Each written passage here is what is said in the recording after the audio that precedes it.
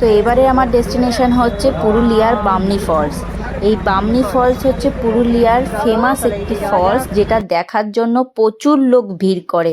তাই যত সকাল সকাল পারবে এই বামনি ফলসটা দেখে নেবে পুরুলিয়ায় ঘুরতে আসলে। আর এই দেখো সামনে যে তোমরা দেখতে পাচ্ছ, এটাই হচ্ছে বামনি ফলস। খুব সুন্দর না দেখতে বলো?